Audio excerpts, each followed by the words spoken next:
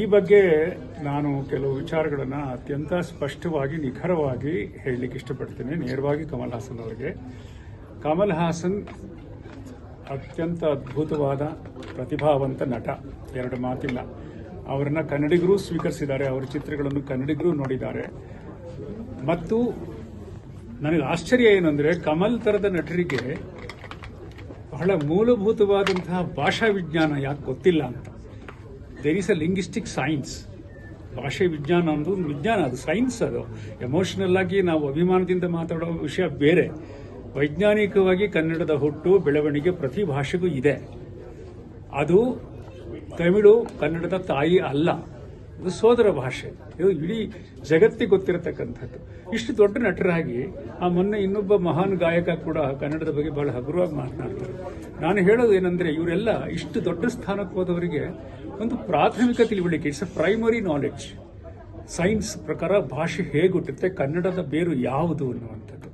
ಕನ್ನಡದ ಬೇರಿನಿಂದ ಬಂದಂಥ ಪಂಚದ್ರಾವಿಡ ಭಾಷೆಗಳಲ್ಲಿ ಕನ್ನಡವೂ ಒಂದು, ತಮಿಳು ಒಂದು, ತೆಲುಗು ಒಂದು, ಮತ್ತು ನಮ್ಮ ಉಪಡೈಲೆಕ್ಟ್ ಆಗಿ ಬಂದಿರತಕ್ಕಂಥ ತುಳು, ಕೊಡವ ಭಾಷೆಗಳು, ಇವೆಲ್ಲ ಕನ್ನಡದ ಸೋದರ ಭಾಷೆಗಳು. ಹೀಗೆ ಇದನ್ನ ವಿಜ್ಞಾನ ಪ್ರೂವ್ ಮಾಡಿರುವಂಥದ್ದು. ಹಾಗಾಗಿ ಎಂಥ ಸಂದರ್ಭಗಳಲ್ಲೂ ತಮಿಳು ನಮಗೆ ಸೋದರ ಭಾಷೆ ಹೌದು. ಆದರೆ ಅದನ್ನು ಅರ್ಥ ಇಲ್ಲದೆ ಅದನ್ನು ತಾಯಿ ಸ್ಥಾನಕ್ಕೆ ಅವರು ಹೇಳ್ತಿರೋದು, ಅದು ಅವರು ಗೊತ್ತಿದ್ದು ಹೇಳಿದ್ರು, ಗೊತ್ತಿಲ್ಲದೆ ಹೇಳಿದ್ರು, ವೇದಿಕೆ ಆವೇಶದಲ್ಲಿ ಹೇಳಿದ್ರು. ಯಾಕಂದ್ರೆ ಕನ್ನಡದ ಬಗ್ಗೆ ಬಹಳ ಪ್ರೀತಿಯಿಂದ ಮಾತಾಡಿದ್ದಾರೆ ಅವರು.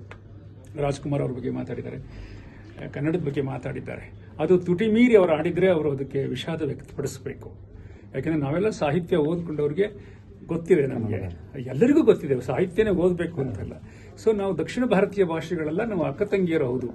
ಆದರೆ ಅದ್ರಲ್ಲಿ ಯಾರನ್ನೋ ಒಬ್ಬರನ್ನ ಬೇಕು ಅಂತ ತಾಯಿ ಸ್ಥಾನಕ್ಕೆ ಕೂರಿಸ್ಕೊಳ್ಳೋದು, ಅದು ಒಂದು ಕನ್ನಡಿಗರನ್ನ ಕೆರಳಿಸುತ್ತೆ ಮತ್ತು ನೋಯಿಸುತ್ತೆ. ಅದು ತಮಿಳಿಗೂ ಮಾಡೋ ಅಪಮಾನ, ಅಥವಾ ಯಾವುದೇ ಭಾಷೆಗೆ ಮಾಡೋ ಅಪಮಾನ. ಭಾಷೆಯ ಬಗ್ಗೆ ಸುಳ್ಳು ಹೇಳಬಾರದು, ಸುಳ್ಳು ತಪ್ಪಾಗ್ತದೆ. ಕನ್ನಡದ ಇತಿಹಾಸ ಎಷ್ಟು ವರ್ಷ ಇದೆ, ಕನ್ನಡದ ಮೊದಲ ರಚನೆ ಯಾವಾಗ ಆಯಿತು, 3000 ವರ್ಷದ ಹಿಂದೆ ಗ್ರೀಕ್ ನಾಟಕದಲ್ಲಿ ಕನ್ನಡದ ಸಾಲು ಇದೆ ಅನ್ನೋ ಸಂಶೋಧನೆ ಆಗಿದೆ.